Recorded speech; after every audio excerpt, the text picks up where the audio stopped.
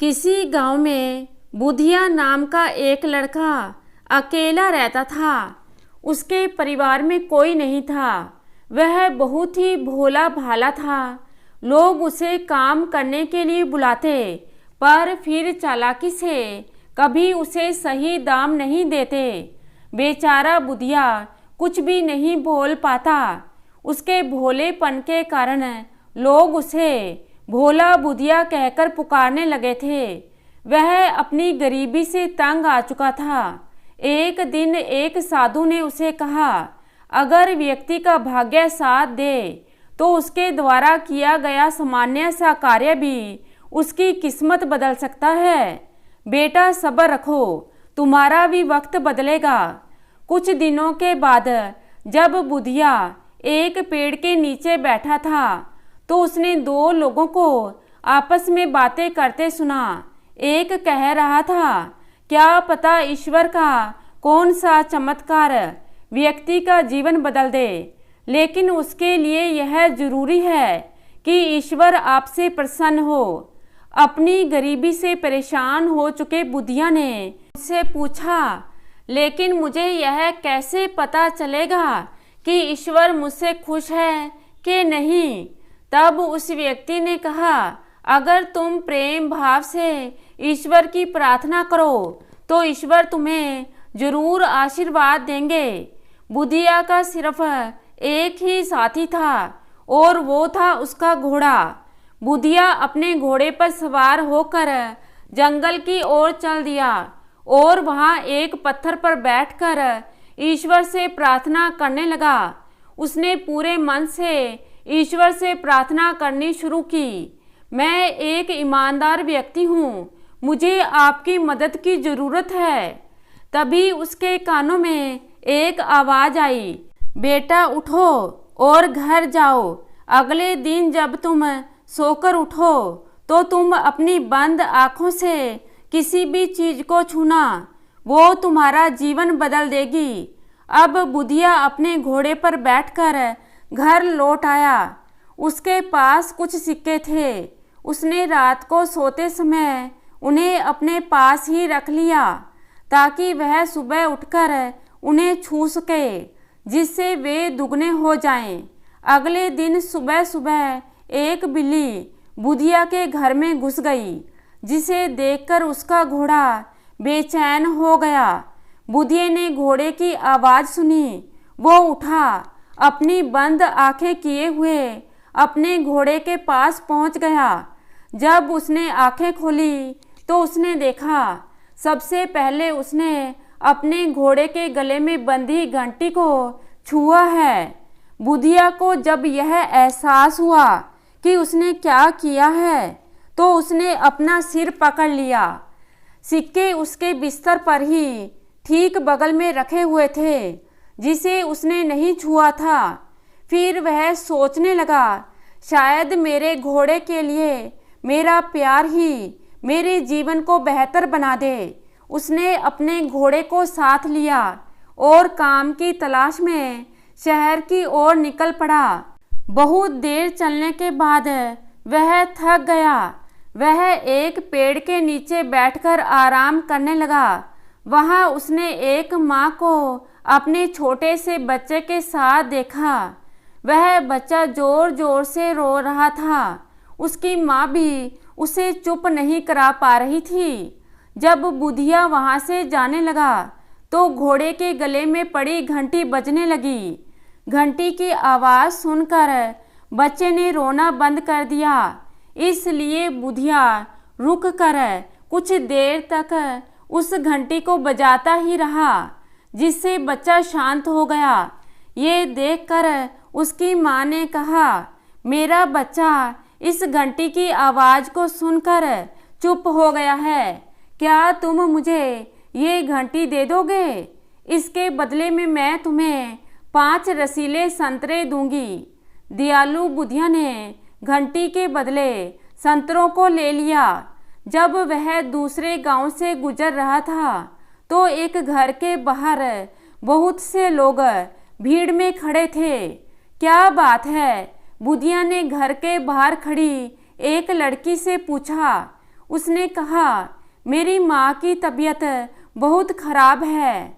वैद्य जी ने कहा है कि अभी उन्हें ताज़ा रसीले संतरों का रस पिलाना होगा जिससे वे जीवित रह सकेंगी, लेकिन हमें आसपास कहीं भी फल नहीं मिले।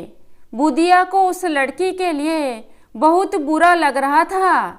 उसने उस लड़की को अपने 5 संतरे दे दिए।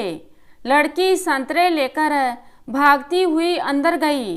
बुधिया ने तय किया कि वह कुछ समय तक यहीं रुककर देखेगा कि उसकी माँ कैसी है। कुछ समय के बाद वह लड़की घर से बाहर आई।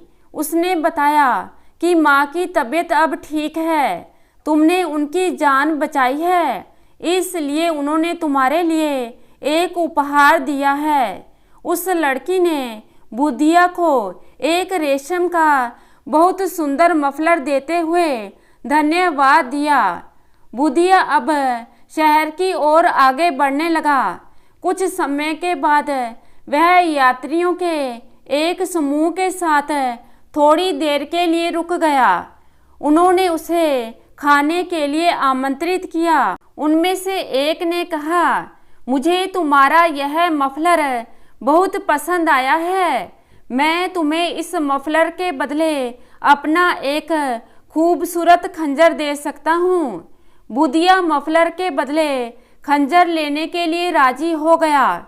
जब वह शहर में पहुंचा तो शाम हो चुकी थी। वहां बहुत शोर मचा हुआ था। किसी ने उसे बताया कि वहां राजा की सवारी आने वाली है। जब राजा का आगमन हुआ तो राजा की नज़र बुधिया के कमर में लटके हुए खंजर पर पड़ी। राजा ने कहा, युवक, तुम योद्धा तो नहीं, पर मैं हूँ। तुम्हारे खंजर ने मेरा ध्यान अपनी ओर खींच लिया है। यह वैसा ही खंजर है जैसा मुझे चाहिए था। क्या तुम मुझे इसे दोगे? महाराज, आप इसे ले सकते हैं। बुधिया ने तुरंत ही कहा। उसके बदले राजा ने उसे बहुत सारा धन दिया। उस धन में से बुधिया ने कुछ सिक्के खर्च करके एक सराय में आराम करने के लिए एक कमरा लिया। रात को खाना खाते समय उसने सुना एक व्यापारी अपने एक मित्र से कह रहा था कि मुझे इसी समय कुछ धन की आवश्यकता है। मैंने जिस सामान को मंगवाया है वह सुबह सुबह ही यहाँ पहुँचने वाला है और मुझे उसी समय उसका मोल चुकाना है।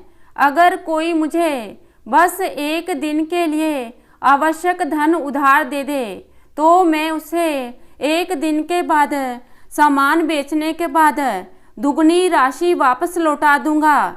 बुधिया उसके पास गया और बोला, मैं आपकी मदद कर सकता हूँ। आपको जितनी राशि चाहिए मैं दे सकता हूँ। आप मुझे कल मेरी उतनी ही राशि वापस लौटा देना। व्यापारी यह देखकर हैरान था कि एक नौजवान बिना किसी शर्त के उसकी मदद को तैयार है। व्यापारी ने कहा, मैं लाभ के रुपए में से तुम्हें आधे रुपए दे दूंगा, तुम मेरा इंतजार करना। अगली शाम बुधिया ने उस व्यापारी का इंतजार किया जो वापस आया और कहने लगा, नौजवान, तुम अपने साथ मेरा सौभाग्य भी लाए हो।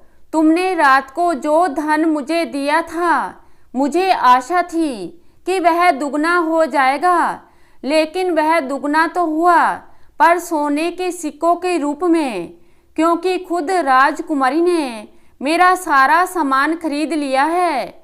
उसने सोने के सिक्कों से भरी एक बड़ी सी थैली बुधिया को दी और उसे अपना साझेदार बनने का प्रस्ताव दिया।